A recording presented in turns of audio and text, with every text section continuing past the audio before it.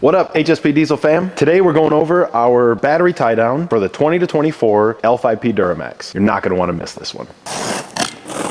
So the part number on this battery tie down is going to be HSP-D-624-2-HSP. We decided to coat this one in Prismatic Powder's Brass Monkey. Color turned out absolutely killer, but the piece itself is CNC machined out of billet aluminum, so you never have to worry about any corrosion or anything like that. You could get it raw and polish it if that's the look you're going for, but super excited to show you guys this piece. Super easy to install. We will reuse the factory hardware, but other than that, it's going to plumb right into the truck, going to look killer, and be that one extra touch you guys need on that L5P of yours. So we're going to jump in and install our battery tie down for the 20 to 24 L5P. Minimal tools are needed. The hardware from the factory tie down will be reused. You're going to need yourself a 13 millimeter socket. You can use a wrench, but we're going to get into that in a second. But you got to watch when you're wrenching on this thing so you don't arc out on the battery, because you will turn into Marv from Home Alone.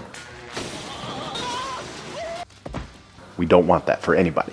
Well, let's get into it. So you guys know the drill. Righty tighty, lefty loosey. If it's your first time with the wrench in your hand, most wrenches will say on or off. Let's get these bolts out of here and get that tie down in play.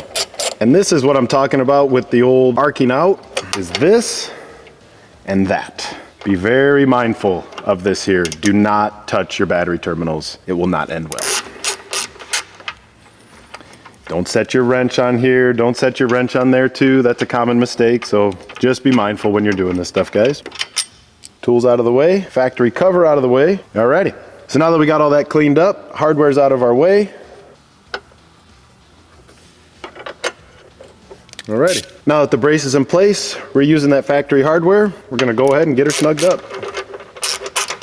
For this one, we're using a quarter drive ratchet because it's going to prevent you from over torquing it. Really no specific torque spec on this one. We're going to call it the German torque spec, good and tight. But the quarter drive will keep you from snapping any bolts. Just get it snug. And there we are.